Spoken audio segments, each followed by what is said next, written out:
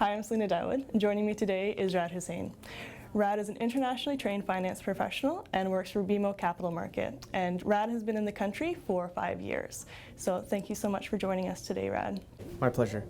Your journey into getting into the job market in Canada has involved a lot of networking. Right. So how can newcomers start networking before they're in Canada or when they're in Canada? So the method that I followed was I didn't have any connections in Canada at all. So I went to everybody I knew locally and asked them if they knew someone in Canada and asked them to do an introduction. So that is often like the first step. And one of the ways for people to, when they land, is to obviously come to events such as these.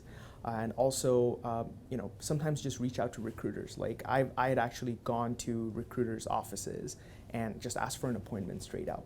So it's not as easy, in the sense that if you're not someone who's comfortable being out, it's not as easy, but often the time that ends up being the only way. So just be out there, don't be afraid to speak up, and don't be afraid to ask questions, and just put your hand up and try to meet people.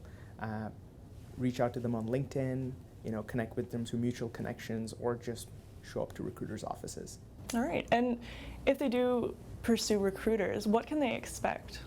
So recruiters are very systematic in the sense that they will have checkboxes, and they will try to check those checkboxes off. So if you tick off all their boxes, they will obviously take you to the next round. So often at times it's about convincing the recruiters that you are the right fit for the kind of roles that they're looking for.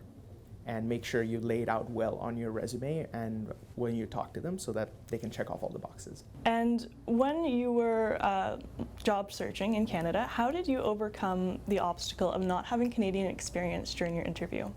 So one of the things that I was honest during my interview, not trying to hide the fact that, not trying to over-exaggerate my experience or whatsoever. I was honest and upfront about I didn't have Canadian experience, but I had very relevant experience. And what I did is when I went in, I went in with the proper lingo. Like I knew what the terms were. Like I have a finance and accounting background. So when I was talking to the hiring manager, I was able to convince the person that despite not having Canadian experience, I can still do the job that they're looking for. And a lot of it also comes down to attitude. You have to be, have a positive attitude and show that you're willing to do the hard work. And people take that. People appreciate that. And that's, I think, a good way to go. All right, attitude's everything. So what kind of skills should accountant professionals need, especially in the Canadian job market? Right. So if you do not have an accounting designation, 100%, target to pursue it, right? Even if you have pursuing a CPA designation on your resume, that goes a long way, even if you don't have the CPA designation. So definitely target that. And in terms of skills, make sure your Excel skills are spot on. Like that is the most important tool that's used in 60% of my job all day involves looking at Excel spreadsheets and running models, right? And that's common in most finance jobs. So make sure your Excel skills are on point. If you have an overall Office suite experience, like if you know how to use Access, if you know some programming languages like SQL, those are obviously added advantages. And be comfortable with SAP systems and just be a quick learner. But Excel skills, non-negotiable. And so you're designated as a CPA. Right. So what does that mean, and is it essential for newcomers? It is definitely essential to build a career in Canada. It's a big advantage because a lot of the times hiring managers, especially for managerial roles and above, they won't even look at your resume if you don't have a designation. So it becomes almost mandatory afterwards. But at the beginning, even if you don't have it, it's okay.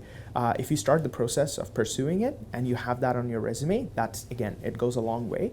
And so the CPA, only two designations matter in Canadian financial industry, the CPA and the CFA. And the CPA is more broad. You can use it anywhere else outside the financial industry and other industries as well.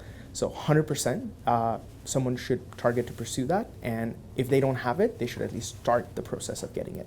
All right. Well, thank you so much, Raad. That was really helpful. My pleasure.